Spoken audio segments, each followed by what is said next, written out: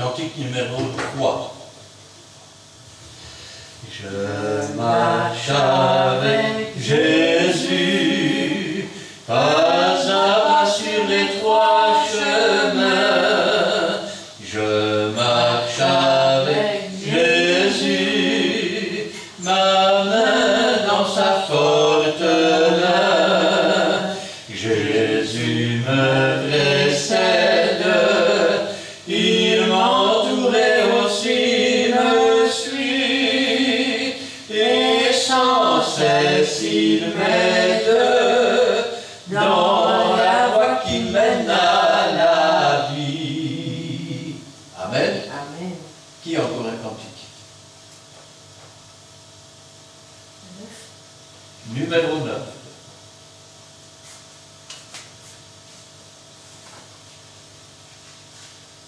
3. Bon, ce sera toujours 3, 4 parce que j'ai pas la musique avec. 4. Un ami toujours fidèle est Jésus. Chaque jour sa grâce me suffit. Jésus brisa du péché la chaîne. Lui seul je veux suivre et obéir. Bien souvent je vacille et je tombe. Sa patience et sa bonté agissent. Son amour reste toujours le même. Jésus est le meilleur des amis. Et enfin le 7. Tout dit qu'il est merveilleux. Tout dit qu'il est merveilleux. La terre et la mer, la splendeur des cieux. Oui, tout dit qu'il est merveilleux. Je sais qu'il est merveilleux. Je sais qu'il est merveilleux. Il aime, il console, il me rend heureux. Oui, je sais qu'il est merveilleux. Allez, qui a encore un numéro? Le 5. Cantique numéro 5. Je n'ai que Jésus pour me relever. Je n'ai que Jésus pour me guérir. Je n'ai que Jésus comme espérance de sa puissance. Il me remplit. Je n'ai que Jésus. Je n'ai que lui pour me diriger, pour me garder. Et dans mes luttes, il me soutient. Je n'ai que Jésus. Je n'ai que lui. Amen. Amen. Cet après-midi, j'aimerais parler d'un sujet qui est d'actualité, si on peut le dire comme cela, puisqu'on va parler de l'ascension. Alors j'aimerais prendre avec vous pour cela le livre des Actes des Apôtres, chapitre 1, et nous lirons là les 12 premiers versets. Je vais demander à Sylvie de remettre la parole du Seigneur entre ses mains, et Gina nous fera la lecture. Si c'est dans les apôtres, vous allez entendre le bout de l'Évangile. Merci Seigneur.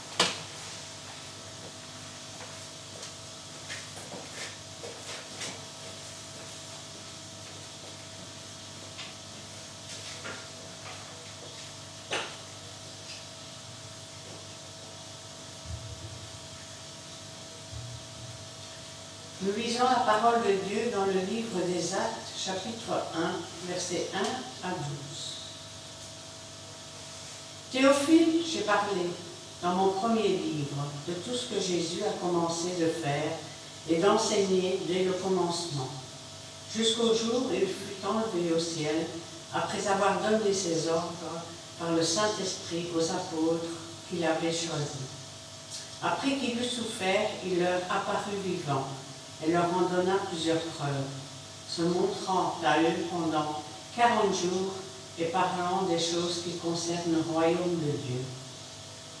Comme il se trouvait après eux, il leur recommanda de ne pas s'éloigner de Jérusalem, mais d'attendre ce que le Père avait promis.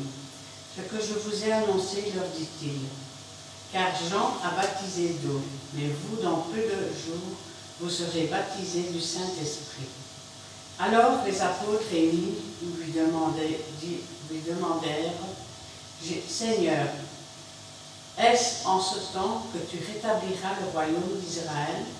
Il leur répondit, ce n'est pas à vous de connaître les temps ou les moments que le Père a fixés de sa propre autorité, mais vous recevrez une puissance, le Saint-Esprit survenant sur vous, et vous serez mes témoins à Jérusalem, dans toute la Judée, dans la Samarie et jusqu'aux extrémités de la terre. Après avoir dit cela, il fut élevé pendant qu'ils le regardaient, et une nuée le déroba à leurs yeux.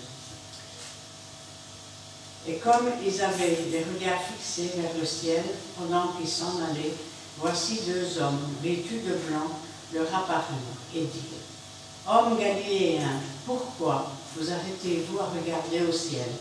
Ce Jésus qui a été enlevé au ciel du milieu de vous reviendra de la même manière que vous l'avez vu allant au ciel. Alors ils retournèrent à Jérusalem de la montagne appelée des Oliviers qui est près de Jérusalem, à la distance d'un chemin de sabbat. Amen.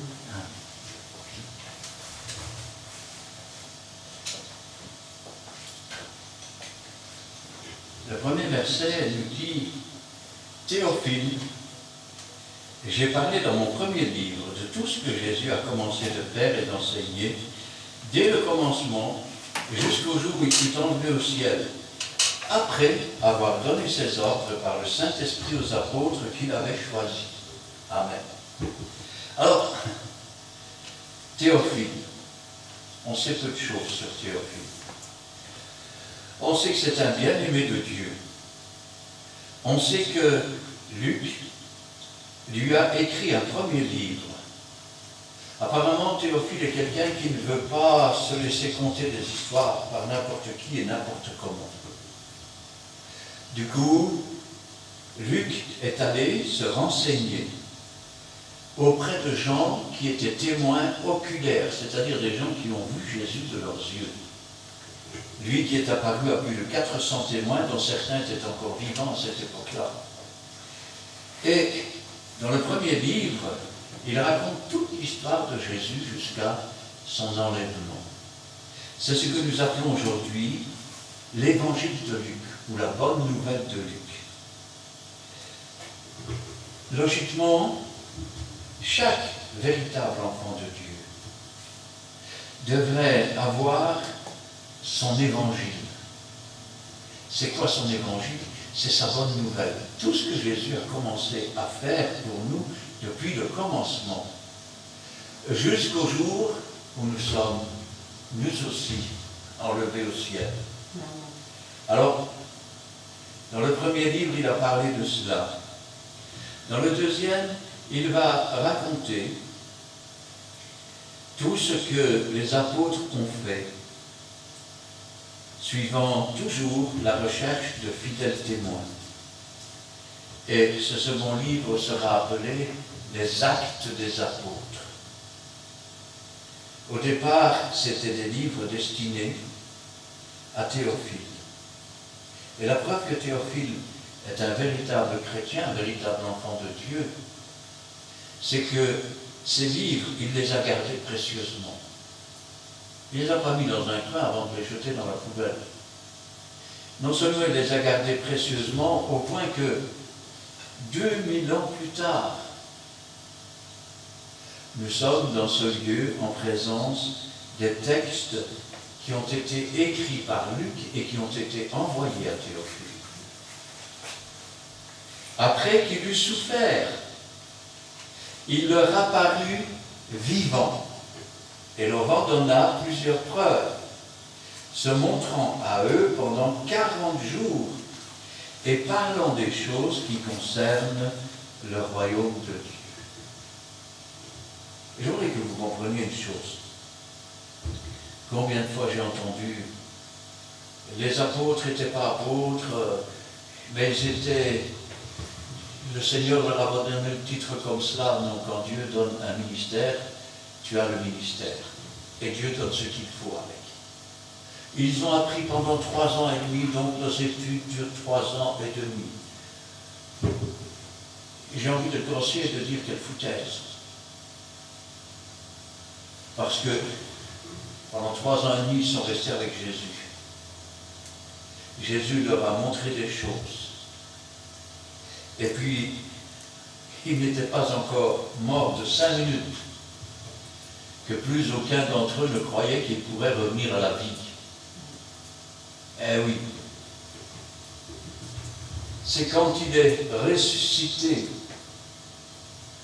qu'il a soufflé sur eux son esprit pour qu'ils comprennent les Écritures. Car auparavant, ils disaient cela comme une histoire et ne comprenaient pas. Mais quand l'Esprit de Dieu a été sur eux, ils ont commencé à comprendre les Écritures. À comprendre que Dieu n'est pas un Dieu aveugle qui fait les choses de façon aveugle. Dieu a un plan. Il a un plan pour moi, il a un plan pour vous, il a un plan pour chacun d'entre nous. Ce plan, il voudrait le mettre à exécution. Le voulons-nous? C'est là la question. Si nous voulons être admirés, nous aurons notre récompense des hommes, mais le plan de Dieu ne se réalisera pas. Le vœu de Dieu, c'est que nous parvenions tous à la connaissance de sa parole, que nous soyons tous sauvés. Amen. Dieu ne veut pas qu'aucune de ces brebis se perde. Mais voilà, seules ces brebis entendent sa voix. La question est, voulons-nous être la brebis du Seigneur? Pendant ces 40 jours, alors qu'ils comprenaient les Écritures, c'est alors qu'il leur a parlé des choses qui concernent le royaume des cieux. C'est alors qu'il leur a parlé, je vais dire, on pourrait presque dire, la vie après la mort, la nouveauté de vie, la réception du Saint-Esprit. Rappelez-vous ce qu'il avait dit. Il vous est avantageux que je m'en aille. Si je ne m'en vais pas, le Saint-Esprit ne viendra pas. Mais lorsque je m'en serai allé, je prierai le Père, il vous donnera un autre consolateur, le Saint-Esprit se revenant sur vous. Et vous serez mes témoins. Dieu avait un plan. Il fallait que Jésus, bien que ressuscité, d'abord qu'il se montre pour que la foi soit grandissante. Il fallait que les disciples reçoivent l'Esprit de Dieu pour qu'ils comprennent les Écritures. Et je n'ai pas encore parlé de baptême du Saint-Esprit. Parce que être apôtre ne signifie pas qu'on a reçu le baptême du Saint-Esprit. Il ne l'avait pas reçu. Et même Pierre, qui a reçu le ministère de pasteur, n'était pas baptisé du Saint-Esprit. C'est le jour de la Pentecôte qu'ils ont été baptisés. Et vous me direz, oui, mais Jésus était avec eux, c'est pour ça. Non, désolé. Quand Pierre a nommé un nouvel apôtre pour remplacer Judas, quand il a pris le pouvoir dans l'Église selon ce que le Seigneur lui avait ordonné, Jésus n'était pas avec lui. Jésus n'était pas avec lui. Il est avec nous tous les jours, mais je veux dire, il n'était pas présent. présent physiquement. Et pourtant, il a assisté à tout, car Dieu voit tout. Comme il se trouvait avec eux, il leur recommanda de ne pas s'éloigner de Jérusalem. La première recommandation qu'il leur fait, ne partez pas de Jérusalem. Souvent, il y a des choses qui se passent et, tenez, je me souviens de cette histoire, c'était une sœur, un jour elle était arrivée, elle avait demandé pour rendre témoignage, et puis elle a commencé à rendre témoignage de ce qu'en rentrant chez elle à pied, elle priait, et puis quand elle est arrivée sous un pont, elle a été baptisée du Saint-Esprit. Et les chrétiens écoutaient cela avec beaucoup d'attention. Et quand la réunion a été finie, l'église ne s'est jamais vidée aussi vite. Ils étaient tous partis en dessous du pont. Ce n'est pas un lieu qui définit la réception du Saint-Esprit. Rappelez-vous ce que Dieu a dit, heureux ceux qui ont le cœur pur, car ils verront Dieu. Amen. Si tu n'as pas le cœur pur, as-tu déjà vu une colombe se poser sur un tas de fumier? Christ est venu pour enlever tout ce fumier, tout cette boue du péché, pour nous laver par son sang, pour faire de nous des enfants de Dieu, afin que le Saint-Esprit puisse d'abord souffler sur nous, que nous puissions comprendre les Écritures, et qu'en comprenant, nous puissions commencer à grandir, afin d'être éprouvés dans la sanctification par le Seigneur, après avoir reçu un ministère et des dons du Saint-Esprit, pour qu'une fois notre sanctification achevée à la limite là où Dieu l'a fixée pour nous, nous puissions être baptisés du Saint-Esprit. Afin, comme dit l'apôtre Paul, que ce ne soit plus nous qui vivions, mais que ce soit Christ qui vit en nous. Ce n'est pas une question d'endroit, c'est une question de cœur. Pourtant, Jésus leur a dit de ne pas s'éloigner de Jérusalem. Pourquoi? Parce que Dieu a un plan. Tout commence à Jérusalem, tout se termine à Jérusalem. Quels sont les signes de la fin des temps? Alors la parole sera répandue tout autour de la terre. Si je pars de Jérusalem, que je fais le tour, dans quelque sens que ce soit, quand j'aurai fait le tour, je me retrouverai où? À Jérusalem. C'est à Jérusalem que seront mis à mort les deux témoins. C'est à Jérusalem qu'on entendra la voix de l'archange, le son de la trompette, qui dira « Montez ici ». Et la résurrection des enfants de Dieu aura lieu. C'est sur le mont des Oliviers que les 12 000 de chaque tribu passeront dans la vallée de Dieu, afin d'être sauvés, lorsque dans la vallée de Josaphat, les jugements de la colère de Dieu, dans la grande cuve de sa colère, se manifesteront. Dieu a un plan précis. Il a été établi avant la fondation du monde.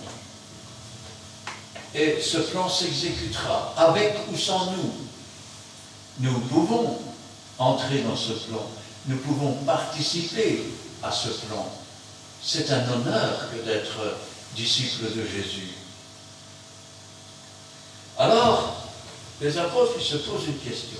D'accord, on doit rester à Jérusalem parce qu'on va bientôt recevoir une puissance. Il leur recommanda de ne pas s'éloigner de Jérusalem, mais d'attendre ce que le Père avait promis. Dieu a promis. Quand est-ce qu'il a promis? Rappelez-vous les paroles de Pierre.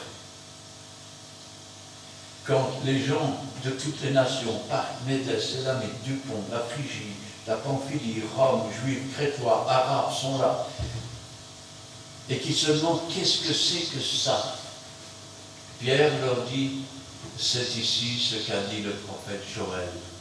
Dans les derniers temps, dit Dieu, je répandrai de mon esprit sur toute chair. Vos fils, vos filles prophétiseront, vos jeunes gens auront des visions, vos vieillards auront des songes. Voilà les signes du baptême du Saint-Esprit.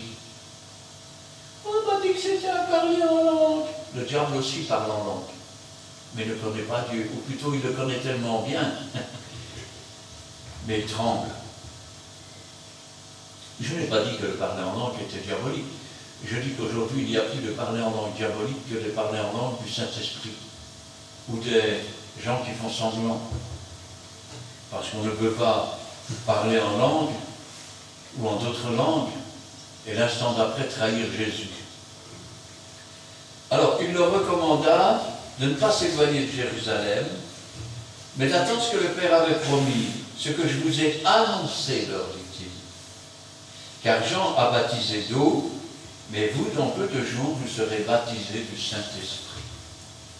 Je vais vous dire une chose. Quand je dis que Dieu a un plan, c'est vrai qu'il a un plan. Que s'est-il passé dans le jardin d'Éden? Adam et Ève ont goûté la différence entre le bien et le mal, à travers du fruit de la connaissance du bien et du mal. Comment l'ont-ils goûté? En faisant le mal. Et à partir du moment où le mal est entré dans leur cœur, le Saint-Esprit s'est retiré. Ils avaient accès dans le jardin de Dieu, mais ils ont été chassés. Et à partir du moment où l'homme a été chassé, l'homme n'a plus pu être le temple, l'habitation de Dieu en esprit. À peine Dieu pouvait-il donner quelques dons à l'un et à l'autre, comme celui de prophétie, comme celui de faire des miracles. À peine pouvait-il leur donner des ministères et des ordres, comme il a donné à Moïse, comme il a donné à Josué, comme il a donné à Élie, qui était prophète, ou à Samuel. Mais le Saint-Esprit ne pouvait plus venir habiter dans l'homme, faire son temple, son habitation. Il fallait plus que cela. Il fallait plus que cela. Et ce plus est impossible à l'homme. Il est impossible à l'homme de se sauver. Pourquoi? Parce que même si je voulais prendre la punition que méritent tes péchés, qui va prendre la punition que méritent les miens? Et si on se punissait tous ensemble,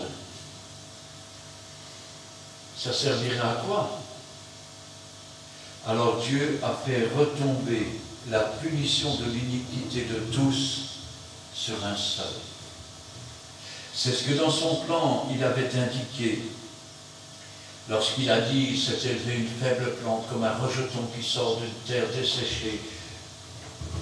Il n'avait rien pour attirer les regards, nous n'avons fait de lui aucun cas, nous l'avons considéré comme frappé, puni de Dieu. Cependant il était frappé, puni pour nos iniquités. Ce sont ces meurtrissures qui lui donnent la paix. Tout était écrit à l'avance. Aussi bien la venue de Jésus que dans le futur, son retour. Alors, les apôtres réunis lui demandèrent, voilà une chose qui, souvent, je vais dire, revient. Question, est-ce maintenant la fin du monde? Alors, la fin du monde, je vais déjà vous dire qu'elle n'aura pas lieu avant plus de 1000 ans. Parce qu'avant la fin du monde, il y a encore le millénium. Eh oui. Et avant le millénium, il y a la venue de l'Antéchrist. Il y a son règne. Il y a l'enlèvement de l'Église. Il y a le diable qui est précipité du ciel avec le tiers des anges. Soudain, un astre tomba du ciel, il entraîna un tiers des étoiles. Le diable fut précipité, il entraîna le tiers des étoiles avec sa queue, c'est le tiers des anges déchus. Et il y a aussi Israël qui doit partir dans le désert. Tout cela avant le retour de Jésus. Qu'est-ce que Jésus a dit pour le retour? Il a dit, dans les derniers temps, il y aura des temps difficiles. Et il y aura une raison à cela. Parce que les hommes sont devenus hautains, blasphémateurs, irreligieux, amis de l'argent, ennemis des gens de bien. Eh oui. Alors, Il a dit aussi qu'il y aurait des guerres, des bruits de guerre, des tremblements de terre, des pestes. Tout ça, c'est indiqué. Pendant que le monde et les politiciens nous disent « tout va très bien, Madame la Marquise », le bateau est en train de couler en dessous de leurs pieds. Alors la question, est-ce en ce temps que tu vas rétablir le royaume d'Israël? Autrement dit, est-ce que c'est quand on va, parce qu'ils n'ont aucune idée de ce que ça peut être, quand on va recevoir ce baptême du Saint-Esprit, est-ce que c'est à ce moment-là que tu vas venir régner et donc rétablir le royaume d'Israël? Et Jésus leur répondit, ce n'est pas à vous de connaître les temps ou les moments que le Père a fixés de sa propre autorité. Beaucoup trop de gens fixent des moments que Dieu ne leur a pas donnés. Ce sont des moments que Dieu a fixés de sa propre autorité. Quand le moment sera venu, je crois que Dieu sera grand assez que pour nous prévenir, que pour nous avertir. Rappelez-vous, quand il voulait détruire les villes de Sodome et Gomorrhe, il s'est tourné vers celui qu'il appelait son ami, vers Abraham. Et il lui a dit, cacherai-je à Abraham ce que je vais faire? Et il a dit à Abraham tout ce qu'il allait faire. Abraham a intercédé afin que tous ne soient pas détruits. Et Dieu lui-même a entendu sa prière, face à face, comme au temps où il parlait avec Moïse, quasiment face à face. Et Dieu a exaucé sa prière. Alors ce n'est pas à vous de connaître ça. Ce qui est à connaître, c'est de recevoir une puissance. Le Saint-Esprit qui survient sur nous. Et vous serez mes témoins. Je vais le dire autrement. Tant que le Saint-Esprit n'est pas survenu sur nous, nous ne sommes pas des témoins. Vous savez pourquoi? Parce que pour témoigner de quelque chose, il faut vivre cette expérience. Je ne peux pas vivre à la place de quelqu'un d'autre cette expérience. Vous savez, c'est comme si, comment je vais dire, c'est comme si je voulais vivre au travers de l'autre. Je suis chrétien, la preuve, regarde lui, il est rempli du Saint-Esprit. Mais lui, il va répondre devant Dieu, et toi, tu devras répondre aussi devant Dieu. Tu ne répondras pas pour lui, tu ne pourras pas te justifier pour lui. De même, mesdames, ce ne sont pas vos maris qui vont répondre devant Dieu, ils n'auront rien à dire, c'est vous qui allez répondre de ce que vous avez fait, comme les maris répondront de ce qu'ils ont fait ou pas. Eh oui. Alors, mais vous recevrez une puissance, le Saint-Esprit survenant sur vous, et vous serez mes témoins. Ici, il parle aux apôtres. Alors, où doivent-ils témoigner? À Jérusalem. Ensuite, dans la Judée. Ensuite, dans la Samarie. Et Jésus ajoute jusqu'aux extrémités de la terre. Autrement dit, quand vous serez à l'extrémité et que vous aurez fait le tour, tout commence à Jérusalem, tout se termine à Jérusalem. Jérusalem, c'est la ville du grand roi. C'est Salem. Rappelez-vous Melchisédek, roi de Salem, c'est-à-dire roi de justice, roi de paix. Après avoir dit cela, il fut élevé. Et pendant qu'il le regardait, une nuée le déroba à leurs yeux. Un jour, je me souviens, des témoins de Jéhovah étaient venus frapper à ma porte. Souvent, quand ce sont des vieux, il y a trop longtemps qu'ils sont corrompus, c'est même pas la peine de discuter avec. Vous savez, vous avez des gens comme ça, chez nous, on dit qu'un baudet, qui fait asmode, c'est la moitié de sa nourriture. Eh bien, beaucoup sont déjà comme ça. On dit endoctrinés. Alors qu'ils avaient l'air beaucoup plus jeunes. Je dis peut-être qu'on peut faire entendre quelque chose. Alors, J'ouvre, je dis oui. Ah, bonjour monsieur, nous venons pour vous parler de Jésus. Ah bon, de Jésus? Je fais semblant de rien. Et quoi de Jésus? Mais vous savez quand même que c'est l'ascension. Je dis oui. Et laquelle l'ascension? Mais monsieur, il n'y en a qu'une. Et je dis non, il n'y en a pas qu'une. Il me dit comment ça, il n'y en a pas qu'une? Mais c'est marqué dans la Bible. Il a été enlevé au ciel. Je dis non, il n'y a pas une ascension. Il y en a déjà 3 au moins. Et ils me disent, quelle ascension, monsieur? Peut-être vous dites aussi la même chose, quelle ascension? Alors, déjà, je vous ai dit que Dieu a un plan. Et si nous lisons le psaume 68, verset 19, je ne vous demande pas de le prendre, notez, vous pourrez le lire. Il est marqué, étant monté aux cieux, il a emmené les captifs sur les hauteurs. C'était déjà dans le livre des psaumes. Et puis, quand nous lisons l'évangile de Luc, chapitre 23, 39 à 43, Jésus est sur sa croix. Il y a 2 brigands à côté de lui. Au départ, il l'insulte. Et puis l'un d'entre eux, voyant ce qui se passe au pied de la croix, ayant peut-être déjà lu dans l'Ancien Testament, qui fait partie du plan de Dieu, il se partage mes vêtements, il tire ma tunique au sort, ils ont percé mes pieds, ils ont percé mes mains. Alors, cet homme va faire une déclaration époustouflante de foi. Bien qu'étant brigand, il dira à l'autre, « Tu ne crains donc pas Dieu? Pour nous, c'est justice. » Et il dit, mais lui n'a rien fait. Il dit, Jésus est sans péché. Ensuite, il dit à Jésus, souviens-toi de moi quand tu viendras dans ton règne. Il voit cet homme sur la croix qui est en train de mourir. Il sait qu'il va mourir. Mais déjà dans son cœur, il sait que Jésus ne restera pas dans le tombeau. C'est ce que David avait prophétisé quand il avait dit « Ton oint ne verra pas la corruption ». C'est de la résurrection de Jésus qu'il parlait.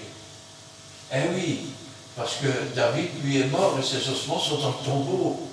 Mais le tombeau de Jésus est vide, il n'a pas vu la corruption. Souviens-toi de moi quand tu viendras dans ton règne. Je sais que tu es le Messie, je sais que tu es en train de mourir, mais je sais que tu vas ressusciter. Et je sais que tu vas revenir un jour et que tu vas régner. Souviens-toi de moi ce jour-là. Vous savez, souvent, une foi naissante, elle est toujours à côté du moment de Dieu. Oui. Tenez, par exemple, quand la sœur de Lazare, elle vient, qu'est-ce qu'elle dit? Si tu avais été là, mon frère ne serait pas mort. Jésus lui dit, ton frère ressuscitera. Elle n'imagine pas que le moment est venu. Elle lui dit, oui, je sais, Seigneur, à la résurrection, au dernier jour. Et Jésus lui dit, je suis la résurrection et la vie. Et quand il dit, ouvrez le tombeau, elle dit, il y a 4 jours qu'il est là, il sent mauvais. Ne t'ai-je pas dit que si tu crois, tu le verras s'accomplir? Alors, quand je pense à cela, je me dis, Seigneur, cet homme qui est à côté lui dit, souviens-toi de moi quand tu viendras dans ton règne. Et écoutez les paroles du Seigneur. Il n'a pas dit dans 8 jours. Il n'a pas dit quand, après que je serai ressuscité. Il a dit aujourd'hui même. Tu seras avec moi dans le paradis, c'est-à-dire dans le jardin de Dieu. Il faut pour cela qu'il monte au ciel. Eh oui, ça lui fait déjà une ascension, le jour même de sa mort et avant sa résurrection. Tenez, Pierre nous le dit au chapitre 3, le verset 18. Étant rendu mort quant à la chair, vivant quant à l'esprit, il est descendu dans les encres de la terre et a prêché l'évangile à ceux qui autrefois étaient prisonniers. Il a emmené les captifs sur les hauteurs. Éphésiens, Il nous le dit aussi dans le chapitre 4, versets 8 à 10. Il nous dit, que signifie il est descendu dans les encres de la terre. Celui qui est descendu, c'est le même que celui qui est monté. Eh oui. Regardons Jean, chapitre 20 et verset 14, vous pouvez le noter aussi. Marie est devant le tombeau. Donc Jésus est descendu dans les encres de la terre en esprit. Il a emmené les captifs sur les hauteurs, c'est-à-dire qu'il a emmené avec lui ce brigand, Abraham, Isaac, Jacob, tous ceux qui étaient dans le sein d'Abraham, parce que l'histoire du riche et de Lazare, ce n'est pas une parabole, c'est un fait. Il les a emmenés dans le jardin de Dieu. Il n'est pas entré dans la maison de Dieu même, mais il les a emmenés dans le jardin, dans le paradis, comme il a dit à cet homme. Et le premier jour de la semaine, Marie, qui est là devant le tombeau, elle pleure. Elle regarde et pense que c'est le jardinier. Elle lui dit, si c'est toi qui l'as pris, dis-moi où tu l'as mis. Et je l'ai cherché. Et Jésus lui dit, Marie. Elle le regarde. Elle comprend que c'est Jésus. Elle dit, Rabouni, c'est-à-dire maître. Qu'est-ce que Jésus lui dit? Ne me touche pas. Car je ne suis pas encore monté vers mon Père, vers votre Père, vers mon Dieu, vers votre Dieu. Mais va dire à mes disciples que je monte vers mon Père, vers votre Père, vers mon Dieu, vers votre Dieu. Ça veut dire qu'il est descendu dans les encres de la terre, une première ascension jusque dans le paradis. Il est ressuscité, il est de nouveau sur la terre.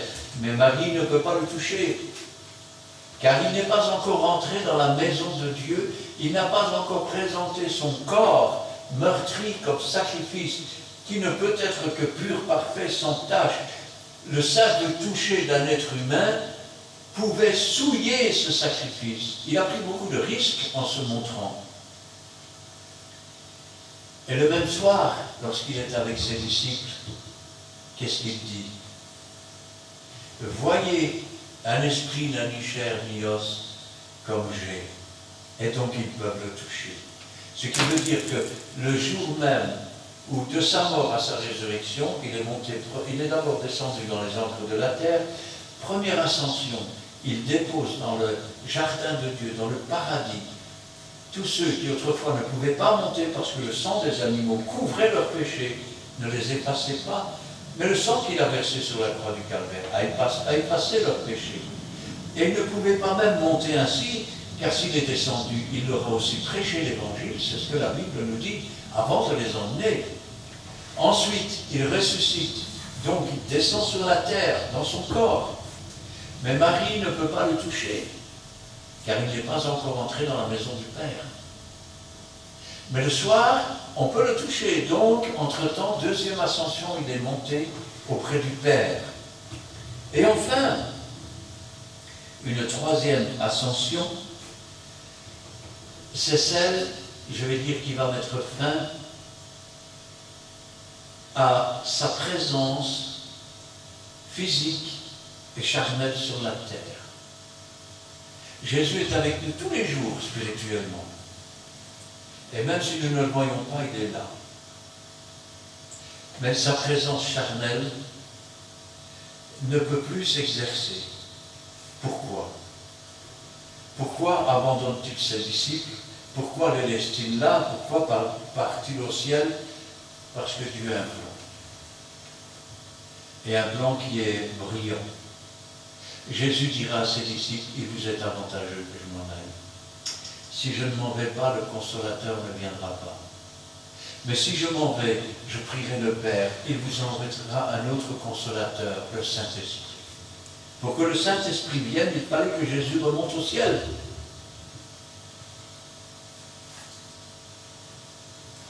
Après avoir, mais vous recevrez une puissance, le Saint-Esprit survenant sur vous, vous serez mes témoins à Jérusalem, dans toute la Judée, dans la Samarie, jusqu'aux extrémités de la terre.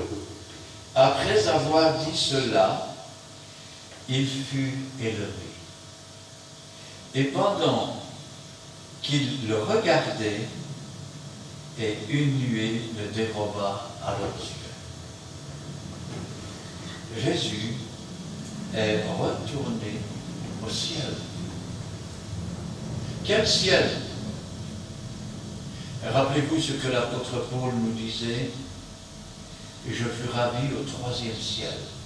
Était-ce dans mon corps, était-ce hors de mon corps, je ne le sais, Dieu le sait. Le premier ciel, c'est celui que nous voyons. Le deuxième, souvent caché par la clarté du soleil ou par les nuages, c'est le monde astral avec les étoiles. Et le troisième, c'est le ciel de Dieu. Il n'est pas ici ou là pour frapper les regards, il est au milieu de nous. Il est à la fois au milieu de nous, il est à la fois en nous, et cependant, il n'est pas visible à l'œil nu. Vous direz pourquoi? Parce que nous ne parlons plus maintenant d'une longueur, d'une largeur, nous parlons d'une autre dimension. Cette dimension, je pourrais l'appeler la dimension de l'esprit. Parce que celui qui ne naît de nouveau ne peut pas voir le royaume des cieux. Et celui qui ne naît d'eau et d'esprit ne peut pas entrer dans le royaume des cieux. Ainsi donc, on parle d'une dimension qui lui permet à la fois d'être présent sans être visible, et comme n'étant pas présent physiquement, nous pouvons alors recevoir le Saint-Esprit, qui lui peut se présenter physiquement à l'intérieur de nous. Et oui, je ne comprends pas. Quelle différence ça fait? À quoi on voit ça? À quoi voyez-vous quelqu'un qui est possédé? Vous le regardez, vous dites, cet homme, cette femme a un démon. Vous ne le voyez pourtant pas. Certains pensent que Dieu n'existe pas. Alors je vous dirai que le vent n'existe pas non plus. Vous me direz, mais s'il existe, montrez-moi un vent. Moi je peux vous montrer les feuilles qui bougent. Je peux vous montrer les roseaux qui plient. Je peux vous montrer mes cheveux qui bougent au vent. C'est la preuve que le vent existe. Oui, mais quelle est la preuve que tu existes? Regarde autour de toi. Regarde un petit peu les chaînes alimentaires. Il n'y a pas de hasard là-dedans. Ça n'a pas pu être fait par hasard. C'est pas parce que je vais prendre une tonne de lettres, les jeter comme ça dans un trou, que je vais pouvoir lire un beau poème en regardant les lettres, parce qu'elles vont tomber tout au hasard. Toute la terre, tout l'univers est un beau poème d'amour écrit par Dieu. Et cela pour ses créatures. Et quand je pense à cela, je me dis, Seigneur, qui comme toi a fait le ciel? Qui comme toi a fait la terre? Quand Jésus est remonté au ciel, ça aussi, ça faisait partie du plan de Dieu. Rappelez-vous, quand ils ont dit, mais dites-moi, le Messie, de qui est-il le fils? Et les gens religieux ont dit, mais de David. Et Jésus leur a dit, alors comment expliquez-vous que David, parlant du Messie, dit, mon Seigneur a dit à mon Seigneur, assieds-toi à ma droite, jusqu'à ce que je fasse de tes ennemis ton marchepied. Comment peut-il être son fils et son Seigneur? Et il n'y eut plus de réponse. Parce qu'il est plus qu'un homme. Il est Dieu le Fils, et c'est le Saint-Esprit qui a conçu un corps pour lui habiter dedans. Jésus a dit un jour pour faire comprendre, parfois nous comprenons tout comme nous voulons, et pas comme le Seigneur le dit. Quand il a parlé de Jean-Baptiste, il a dit, malgré Moïse, malgré Élie, malgré Samuel, malgré Élisée, tout ce que vous voulez, malgré Samson, il a dit, parmi ceux qui sont nés de femmes charnelles, il n'en est pas paru de plus grand que Jean-Baptiste. Ça veut dire que parmi les hommes nés d'une femme, il n'y avait pas de plus grand que Jean-Baptiste. Et que dit Jean-Baptiste de Jésus?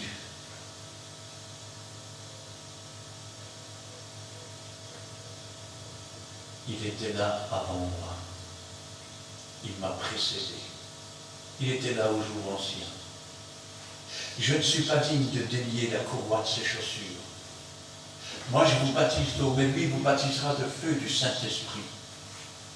Ça veut dire une chose, c'est que Jésus n'était pas simplement né de femme, mais il a été conçu. C'est pour ça aussi qu'on dit qu'il a été créé.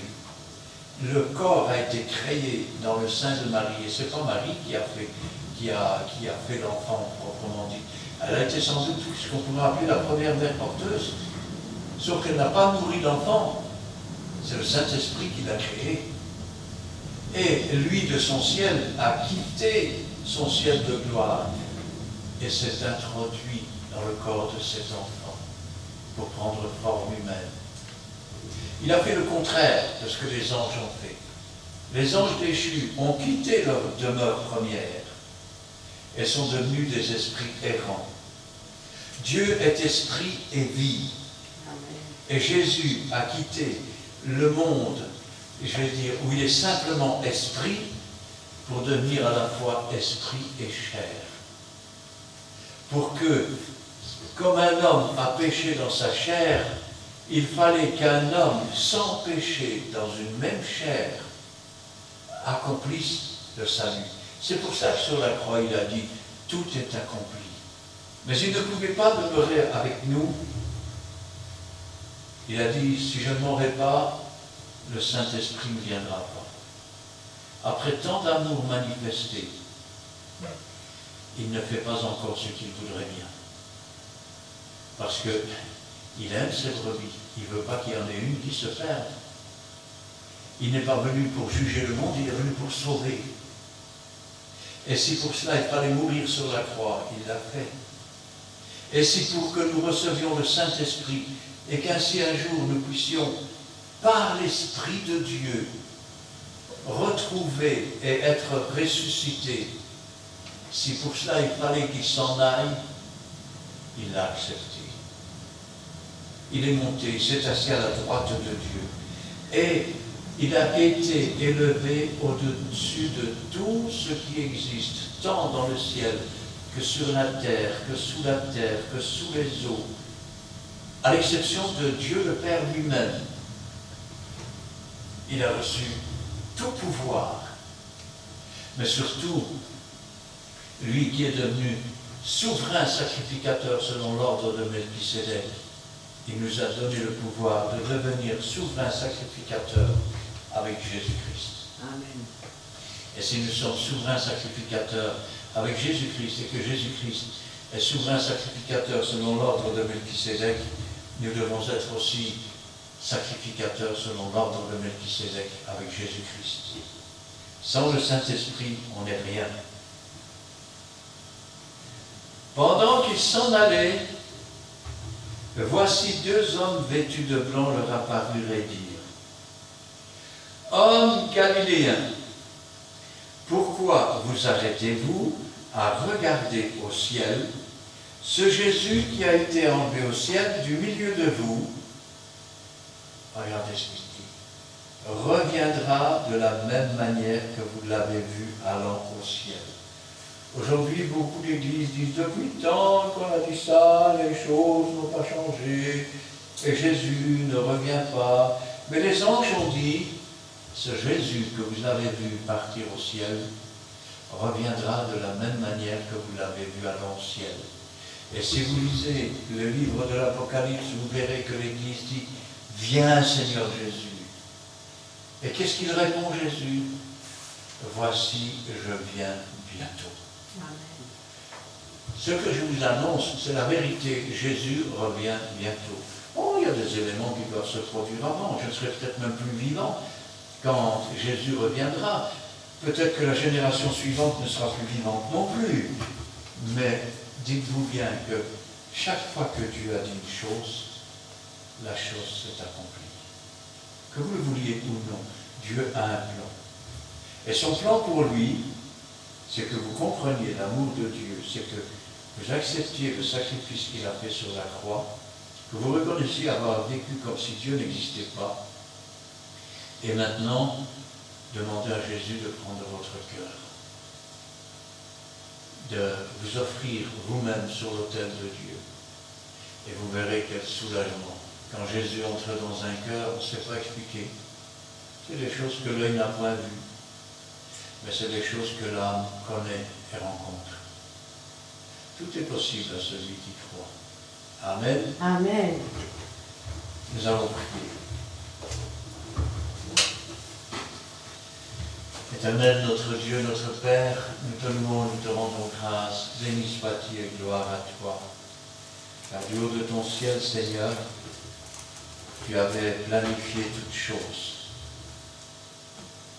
C'est toi, Seigneur, qui as défini quand l'Antéchrist paraîtrait, quand l'Église sera enlevée, quand les 12 000 de chaque tribu s'en iront vers le désert,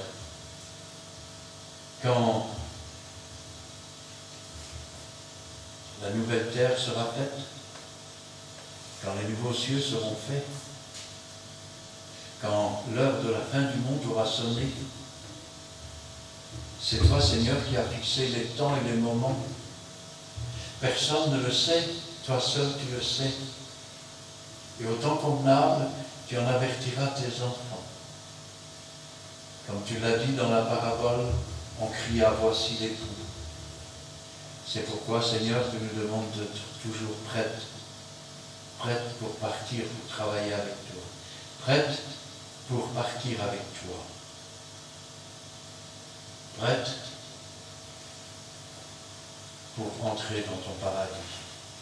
Enfin, Seigneur, que le moment venu, nous ne soyons pas surpris comme des malfaiteurs, mais qu'au contraire, nous soyons dans la joie, dans la paix, dans l'exaltation, sachant que nous serons avec toi pour toujours, sachant qu'un jour, nous reviendrons alors avec toi pour régner sur cette terre pendant 1000 ans, sachant qu'après ces 1000 années, tu nous feras une nouvelle terre, des nouveaux cieux, il n'y aura plus de souffrance, plus de douleur, plus de larmes, parce que les premières choses auront disparu et tu auras fait toutes choses nouvelles. Toi, Seigneur, tu es le même hier, aujourd'hui, éternellement. Et nous attendons, Seigneur, l'accomplissement de chacune de tes prophéties. Parce que ta parole, elle est oui. Amen et Amen.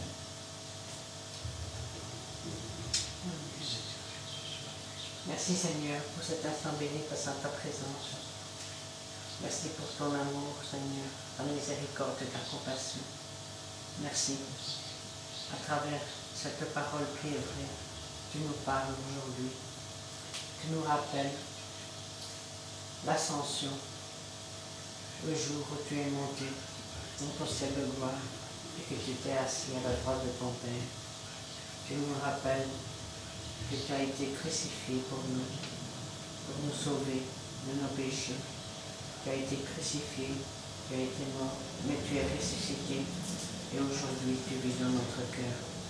Gloire te soit rendue, ô mon Dieu, pour ton sacrifice à la croix.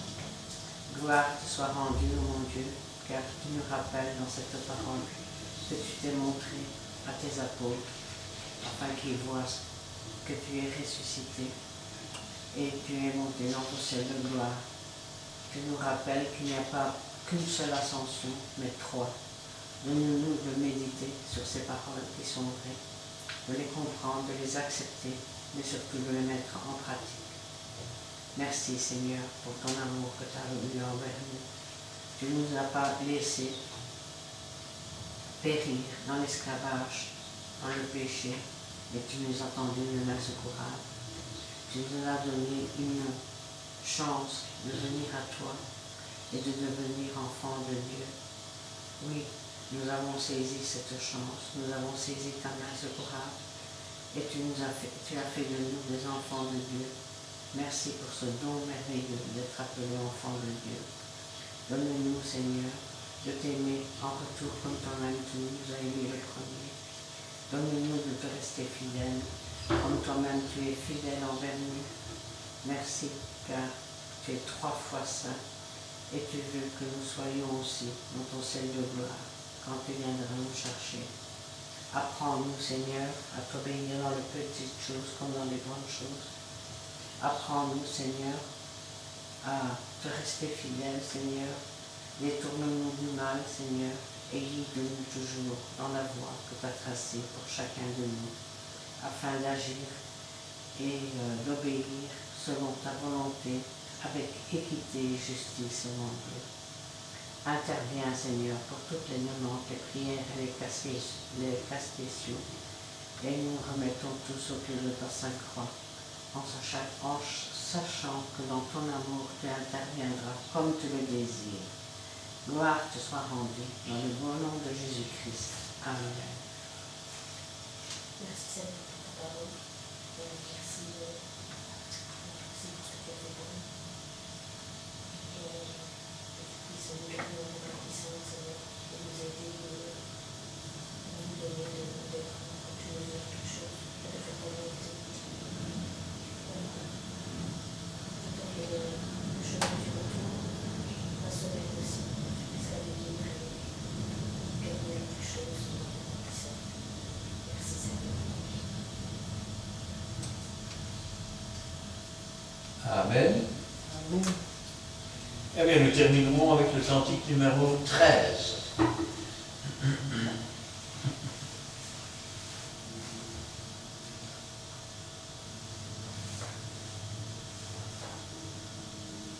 Trois,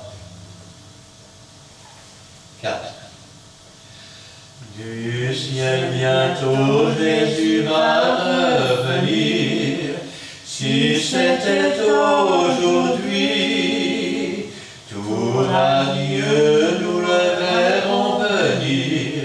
Si c'était aujourd'hui, alors tous les saints à sa vue, ses enfants sûrs de sa venue, iront avec lui sur la nue. Si c'était aujourd'hui, gloire, gloire,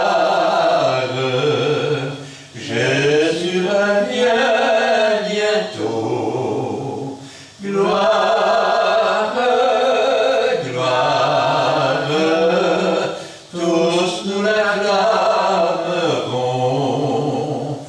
Gloire, gloire, et nous l'adorerons.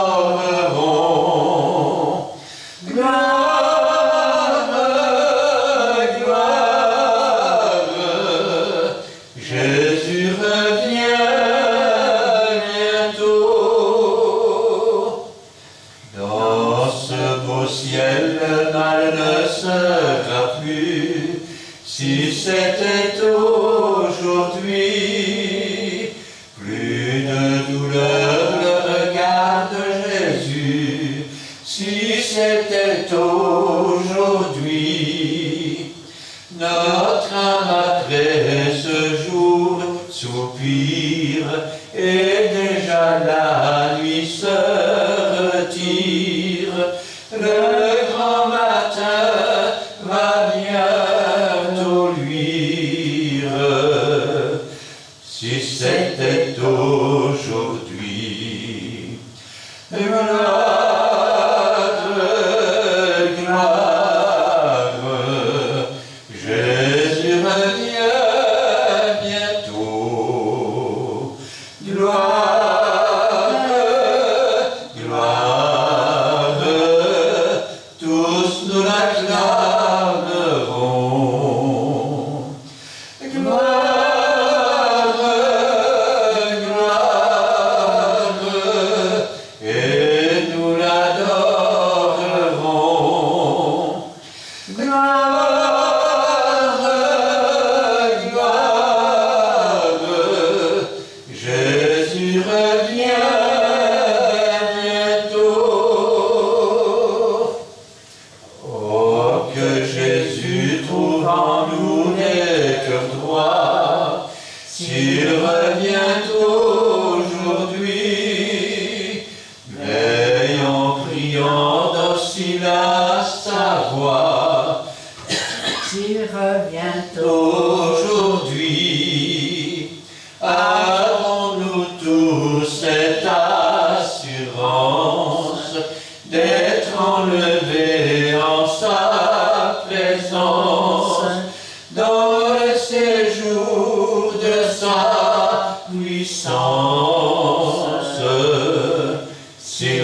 bientôt aujourd'hui.